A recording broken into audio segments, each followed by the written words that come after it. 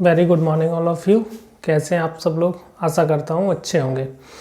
पिछली वीडियो में जो आपकी फ्यूचर परफेक्ट टेंस की थी उसमें हमने आपको सिंपल सेंटेंसों के बारे में पूरा कंप्लीट करा दिया था। आज हम फ्यूचर परफेक्ट टेंस के केवल कॉम्प्लेक्स सेंटेंसेस की बात करेंगे। कॉम्प्लेक्स सेंटेंसेस में आपके दो वाक्यों को कंबाइन करके दिया होता है।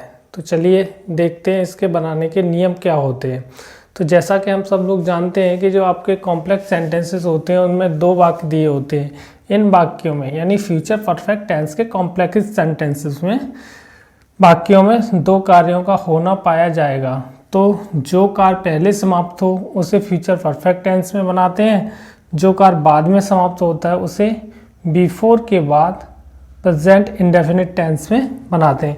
यानी फ्यूचर परफेक्ट टेंस का जो आपका कॉम्प्लेक्स सेंटेंसेस होगा उसमें दो कार्य हो रहे होंगे, तो जो कार्य आपका पहले समाप्त हो रहा होगा उसको हम पहले फ्यूचर परफेक्ट टेंस में बनाएंगे और उसके बाद बिफोर लगा देंगे दोनों वाक्यों को जोड़ने के लिए, और जो आपका बाद में कार्य समाप्त हो रहा होगा उसे पास्ट इंडेफिनिट टेंस में बनाएंगे। तो चलिए देख लेते हैं इसके अफर्मेटिव सेंटेंसेस को कि इसके जो अफर्मेटिव सेंटेंसेस होते हैं या जिनको हम पॉजिटिव सेंटेंसेस भी बोलते हैं उनको बनाने के नियम क्या रहते हैं। तो नियम कुछ नहीं है, उनसे ही मिलते जुलते हैं। थोड़ा आपको पिछली वीडियो आप अच्छे से देख लीजिएगा, वहाँ से आपको सब सीखने के लिए मिल जाएगा। यानी यहाँ हम नोट के माध्यम से केवल समझाएंगे। यदि वाक्य में पहले शब्द दिया है तब उसके लिए क्या आएगा, सबसे पहले आपका क्या दिया होगा, जो कार्य पहले समाप्त हो रहा होगा उसको हम किस में बनाएंगे, आपका जो फ्यूचर परफेक्ट टेंस होगा उसमें। तो फ्यूचर परफेक्ट टेंस में सबसे पहले फ्यूचर परफेक्ट टेंस में बनाने के लिए उसका सब्जेक्ट आ जाएगा प्लस उसकी एस भी आ जाएगी, और एस भी हेल्पिंग वर्ब में इसमें क्या आता है, shall have and will have. ये चीज़ कोई बार बार बताने की नहीं है कि हमने आपको पिछली उसमें सिंपल सेंटेंसेस में बता दिया था कि आई वी के साथ आपका शैल हैव का प्रयोग होगा और अन्य सभी के साथ जो भी सब्जेक्ट रहेगा उसमें विल हैव का प्रयोग होगा। तो आपको यहाँ ध्यान रखना होगा शैल हैव किसके साथ आएगा, विल हैव किसके साथ आएगा, या किसी वाक्य में बाध्यता या धमकी प्रकट होगा तो हेल्पिंग वर्ब का उल्टा यूज हो जाता है। सेम ऐसे ही रहता है। और चूंकि ये आपका परफेक्ट है तो एम बी की इसमें आपकी थर्ड फॉर्म आ जाएगी, एम बी की थर्ड फॉर्म, ठीक है, प्लस उसका आपका ऑब्जेक्ट, उसके बाद में आ जाएगा आपका बिफोर, उसके बाद में पास्ट इंडेफिनिट टेंस का यानी पास्ट इंडेफिनिट का सब्जेक्ट, और प्लस आपकी इसमें पॉजिटिव वाक्य में एम बी की फर्स्ट फॉर्म और उसमें क्या दिया होगा, केवल एस और ई एस में से कुछ लगा देंगे एक, और उसके बाद आपका ऑब्जेक्ट आ जाएगा। सेम ये प्रोसेस रहेगी वाक्यों को बनाने की। तो यहाँ डाल लीजिएगा, ये जो आपका नियम है वो केवल अफर्मेटिव सेंटेंसेस के लिए रहेगा। अफर्मेटिव सेंटेंसेस, चलिए एग्जांपल ले लेते हैं इसको कुछ और अच्छा समझने के लिए। जैसे मैं बोल दूं तुम्हारे आने से पहले वह अपना पाठ याद कर चुकेगा, तुम्हारे आने से पहले वह अपना पाठ याद कर चुकेगा। अब वाक्य पढ़ने से आपको पता चल रहा है कि तुम्हारे आने से पहले यानी तुम जिस समय आओगे उससे पहले ही वह अपना पाठ याद कर चुकेगा। तो सबसे पहले कार्य कौन सा हो रहा है, वह अपना पाठ याद कर चुकेगा। तो ये जो वाक्य होगा आपको किस में बताना है, फ्यूचर परफेक्ट टेंस में बनाना है, ठीक है। और ये आपका रहेगा वो किस में, प्रेजेंट इंडेफिनिट टेंस में बनाना है। देखिए यहाँ आपका पहले शब्द है उसके लिए बिफोर आ जाएगी, यानी क्या हो जाएगा, परफेक्ट टेंस में सबसे पहले इसका सब्जेक्ट लाइए तो ही, और उसके साथ सही क्रिया आपकी क्या आ जाएगी, विल। तो ही विल हैव लर्नड, और अपना पाठ, अपना हिज लेसन और बिफोर तुम्हारे आने से पहले तो यू कम। इस तरह से बन जाएगा। तुम्हारे आने से पहले अपना पार्ट याद कर चुकेगा, he will have learned his lesson before you come. और देखिए जैसे तुम्हारे आने से पहले मैं अपनी पुस्तक पढ़ चुकूंगा, या बार बार तुम्हारे आने से जैसे लिख लीजिए पिताजी के आने से पहले, पिताजी के आने से पहले मैं अपनी पुस्तक पढ़ चुकूंगा।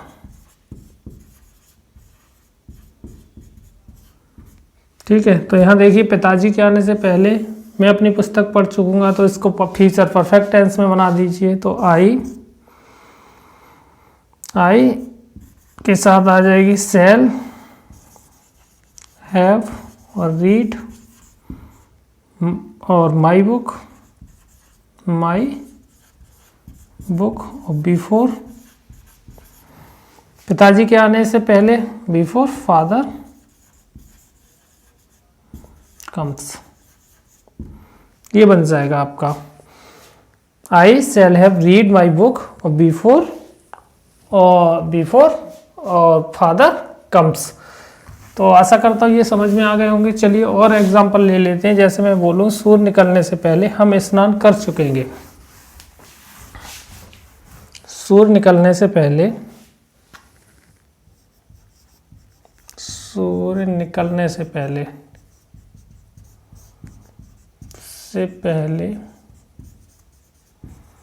हम स्नान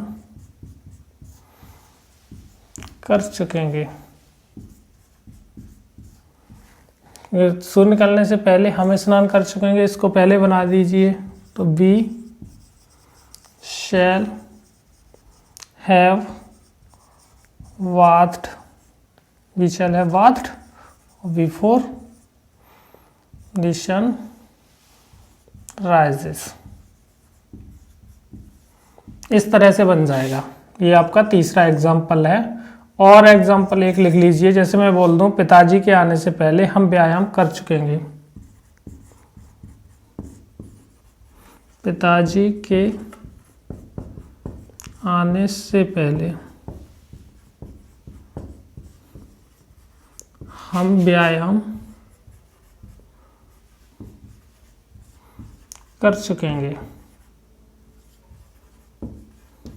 बहुत सिंपल होते हैं, थोड़ा सा आपको ध्यान रखना है। देखिए पिताजी के आने से पहले हम व्यायाम कर चुकेंगे, तो हम व्यायाम कर चुके होंगे, इसको फ्यूचर परफेक्ट में बनाइए। तो हम बी शैल हैव टेकन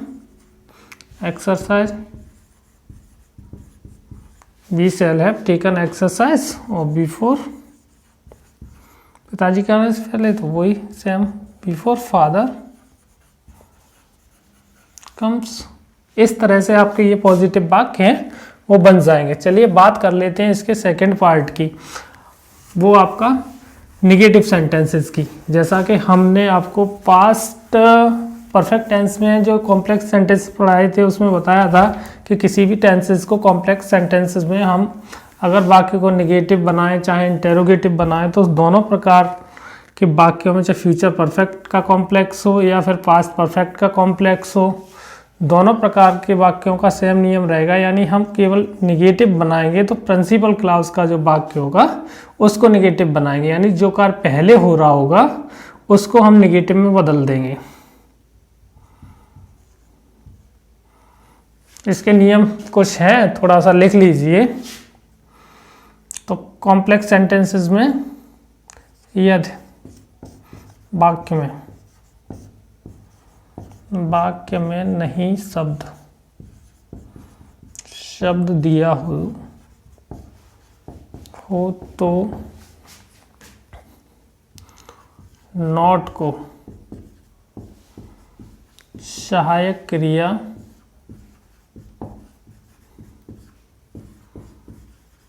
शैल या फिर विल के बाद बाद तथा हैव से पहले लगा देते हैं, लगा देते हैं। यानी किस तरह से हो जाएगा इसका नोट लिख लीजिएगा। नोट में अगर नहीं शब्द दिया है तो प्रिंसिपल क्लाउज का वाक्य होगा, उसको ही हम क्या बनाएंगे, इंडिकेटिव। यानी सबसे पहले आपका सब्जेक्ट हो जाएगा plus H B. H B में क्या आ जाएगा, इसमें सेल या फिर बिल में से कोई एक आ जाएगा। इनके बाद में नॉट आ जाएगा और है वो नॉट के पीछे पहुंच जाएगी। और प्लस यहाँ पे जो एम बी की थर्ड फॉर्म रहेगी, एम बी की थर्ड फॉर्म, और प्लस यहाँ से आपका जो ऑब्जेक्ट दिया होगा ऑब्जेक्ट प्लस B4, और प्लस आपका जो सब्जेक्ट होगा वो, और प्लस MB की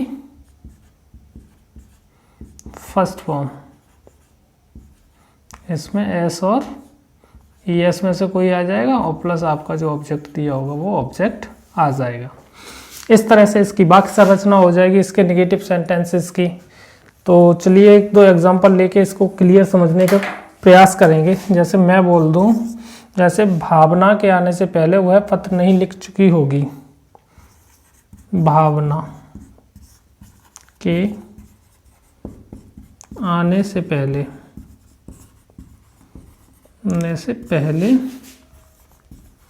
वह पत्र नहीं लिख चुकी होगी।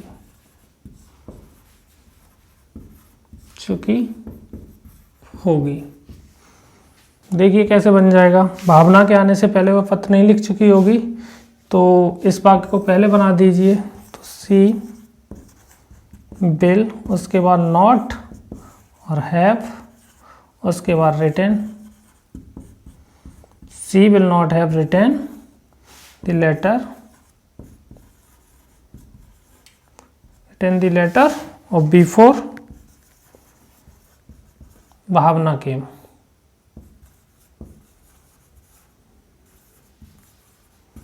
भावना कम्स करना। ओके, इस तरह से नेगेटिव बन जाएगा। ठीक है, तो आशा करता हूँ ये आपको समझ में आ रहे होंगे। चलिए और एग्जांपल लिख लेते हैं इसको क्लियर करने के लिए। जैसे मैं बोल दूँ उसके सोने से पहले बच्चा दूध नहीं पी चुका होगा। उसके सोने से पहले बच्चा दूध नहीं पी चुका होगा। देखिए, उसके सोने से पूर्व बच्चा दूध नहीं पी चुका होगा।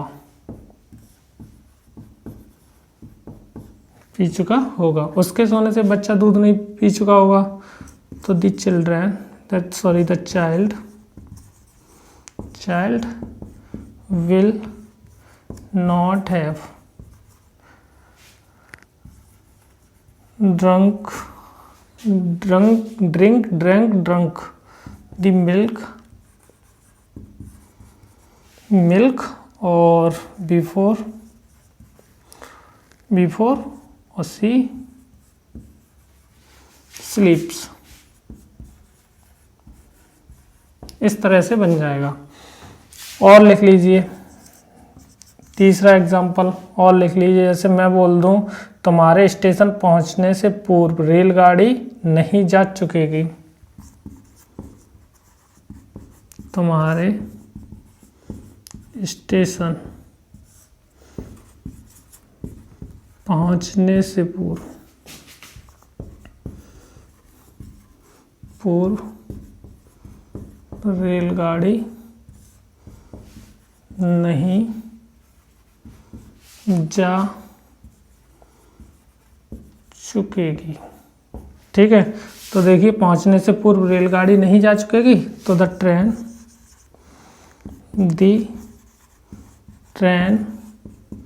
will not have gone before before तुम्हारे स्टेशन पहुंचने से पहले, बिफोर, और you arrived at the station, या फिर अराइव्ड कर लीजिए या रीच्ड बोल दीजिए, रीच्ड एट द स्टेशन।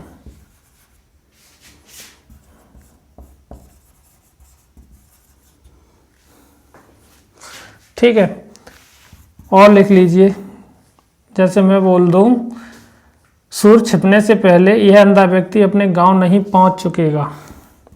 सूर्य छिपने से पहले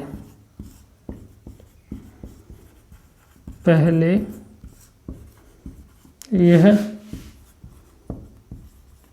अंधा व्यक्ति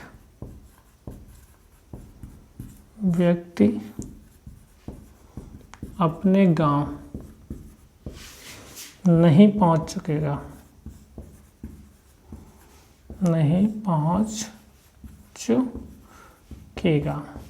ठीक है, तो देखिए यह अंधा व्यक्ति अपने गांव नहीं पहुंच चुकेगा। दिस ब्लाइंड मैन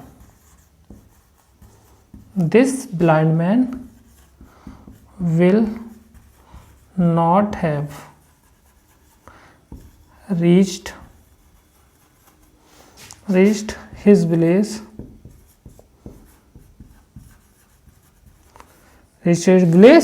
और बिफोर सूर्य छिपने से पहले, बिफोर द सन सेट्स। इस तरह से आपके ये नेगेटिव पार्ट है वो ख़त्म होते हैं। आशा करता हूँ आपको पॉजिटिव या अफर्मेटिव इसके और नेगेटिव पार्ट दोनों अच्छे से समझ में आ गए होंगे। इसके जो नेक्स्ट तो पार्ट है कॉम्प्लेक्स सेंटेंसेस के, इंटेरोगेटिव और इंटेरोगेटिव नेगेटिव, इन दोनों की चर्चा हम नेक्स्ट वीडियो में करते हैं। तब तक के लिए धन्यवाद।